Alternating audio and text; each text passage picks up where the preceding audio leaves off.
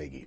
आज इलाहाबाद में श्री कृष्ण जन्मभूमि विवाद को लेकर हाईकोर्ट में सुनवाई होगी और आखिरी खबर जो होगी वो छात्र की हत्या के मामले से जुड़ी हुई। ग्रेटर नोएडा में पुलिस ने हत्या में शामिल 3 आरोपियों को मुठभेड़ के बाद गिरफ्तार किया है।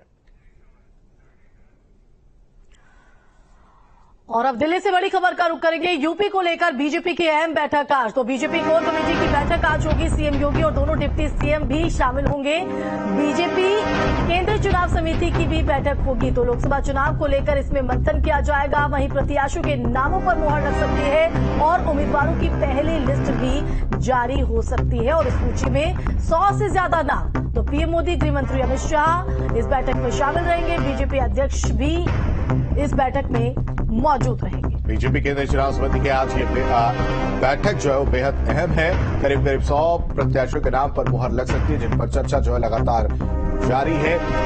कल भी चर्चा जो है वो की गई थी और अब लोकसभा चुनाव को लेकर चर्चा एक बार फिर से देखने को मिलेगी, जिसमें उम्मीदवारों की पहली लिस्ट जारी हो सकती है। खबर पर सारा जानकारी के साथ संवाददाता अविनाश हमारे साथ लखनऊ से लाइव जुड़े हैं। अविनाश, अगर देखा जाए तो वो खासकर उत्तर प्रदेश के लिहाज से इसको समझा जाए इस बैठक को, वो पहले कौन सी जगह होंगी जहां से संभावित प्रत्याशी जो है वो उनके नाम पर मुहर लग सकती है?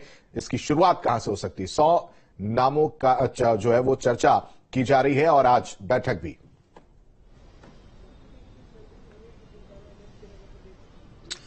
बिल्कुल, देखिए आज शाम में केंद्रीय चुनाव समिति बीजेपी की बैठक है और बैठक में पूरे देश भर के जो 100 सीटें हैं उन 100 सीटों पर जो बीजेपी प्रत्याशी उतारने वाली है उनके नामों पर मंथन होगा। लेकिन देखिए अगर यूपी के लिहाज से बात करें तो उत्तर प्रदेश की जो 14 सीटें हैं जिस पर 2019 के चुनाव में भारतीय जनता पार्टी चुनाव हार गई थी, तो माना जा रहा है कि उन 100 में से जो 14 प्रत्याशी होंगे वो उत्तर प्रदेश के होंगे, क्योंकि ये पहले से ही संभावित था कि सबसे पहले अगर उत्तर प्रदेश की बात करें तो सबसे पहले उन 14 सीटों पर प्रत्याशी भाजपा घोषित करने वाली है, जो 14 सीटें भाजपा 19 के चुनाव में हार गई थी। हालांकि देखिए चूंकि उन 14 सीटों को लेकर कई बार सर्वे बीजेपी करा चुकी है और एक खास तरीके की रणनीति बनाई गई थी उन 14 सीटों को लेकर। और चूंकि जो बीजेपी के संगठन महामंत्री हैं सुनील बंसल, जो महासचिव हैं, उनको प्रभारी बनाया गया था, तो उन 14 सीटों की जो रिपोर्ट है वो बीजेपी आलाकमान के पास पहले ही पहुंच गई थी। तो माना जा रहा है कि आज केंद्रीय चुनाव समिति की बैठक के बाद 14 सीटों के जो प्रत्याशी होंगे उनके नामों की घोषणा हो सकती है। खासतौर पर अगर बात करें तो चूंकि देखिए 14 सीटें बीजेपी के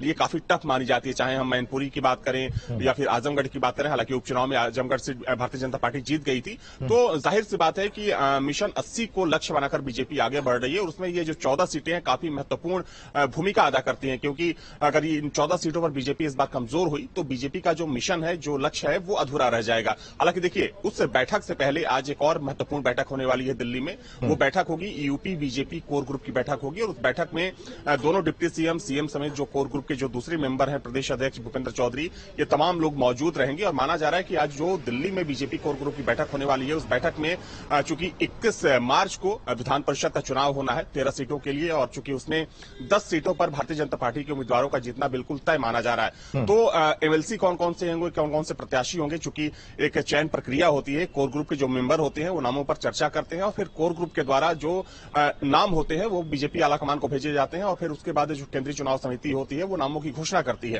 तो केंद्रीय चुनाव समिति की बैठक से पहले जो बीजेपी कोर ग्रुप की बैठक होनी है वो भी काफी अहम मानी जा रही है, क्योंकि न सिर्फ उसमें विधान परिषद के प्रत्याशियों के नामों की चर्चा होगी, बल्कि आगामी लोकसभा चुनाव को लेकर और खासतौर पर जैसा कि मैंने पहले कहा कि 14 हारी हुई सीटों को लेकर जो बीजेपी ने जो एक खास प्लान तैयार किया है उसको किस तरीके से धरातल पर उतारना है, किस तरीके से उन 14 सीटों को तय करना है, इसलिए भी काफी अहम हो जाती है क्योंकि पहली लिस्ट की हम बात कर रहे हैं। उन नाम प्रत्याशियों के नाम जो है वो शामिल हो सकते हैं, उनके नाम जो है वो सामने आ सकते हैं।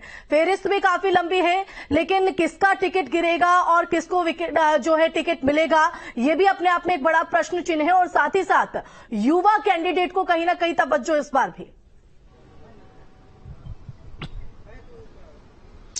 बिल्कुल सही कहा आपने। देखिए, इस बार जो भारतीय जनता पार्टी के प्रत्याशी होंगे उसमें खास तौर पर चाहे महिलाओं की भागीदारी की बात करें या फिर युवाओं की भागीदारी की बात करें, पहले के मुकाबले इस बार जो भागीदारी होगी महिलाओं की और युवाओं की वो ज्यादा रहने वाला है। हालांकि देखिए, किसका टिकट कटेगा, किसका टिकट बचेगा, वो बिल्कुल साफ है, चूंकि इससे पहले 3 अलग अलग सर्वे बीजेपी करा चुकी है और उस लिहाज से एक कह सकते हैं कि ग्रुप बनाया गया है जिसमें ग्रीन जोन रखा गया है, ब्लू रखा गया है, ऑरेंज रखा गया है। यानी कि ग्रीन जोन में जो सेफ है, यानी कि जिनका रिपोर्ट कार्ड, जिन सांसदों का रिपोर्ट कार्ड अच्छा है, चूंकि उनका टिकट बच जाएगा, लेकिन जिनका रिपोर्ट कार्ड बेहद खराब है उनका टिकट कटना बिल्कुल तय माना जा रहा है। साथ ही में जो 75 प्लस के सांसद होंगे, हालांकि उस श्रेणी में बहुत सारे ऐसे सांसद आते हैं जिनका माना जा रहा है कि टिकट इस बार बच जाएगा, तो ये कैटेगरी वाइज बीजेपी टिकट घोषित करने वाली है और उसमें जाहिर सी बात है कि परफॉर्मेंस को आधार बनाया जाएगा, चूंकि बीजेपी पहले ही साफ कर चुकी है कि जिसका भी, चाहे विधायकों की बात हो या फिर सांसदों की बात हो, काम के आधार पर टिकट निर्धारित किए जाएंगे।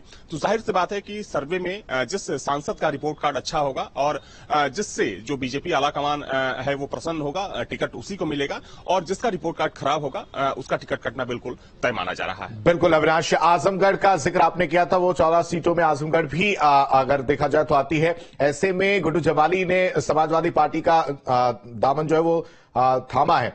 बीजेपी के लिए भी एक कहीं ना कहीं चुनौती है, वहां से कहीं ना कहीं लड़ाई जो वो दिलचस्प होती हुई नजर आई। हालांकि उपचुनाव जरूर बीजेपी के पक्ष में था। बिल्कुल, देखिए, अगर हम उपचुनाव की बात करें तो चूंकि गुड्डू जमाली दूसरे खेमे में थे और देखा जाए तो उपचुनाव में गुड्डू जमाली को काफी अच्छा वोट मिला था और जो बीजेपी की जीत हुई थी, माना गया कि उसमें कहीं ना कहीं गुड्डू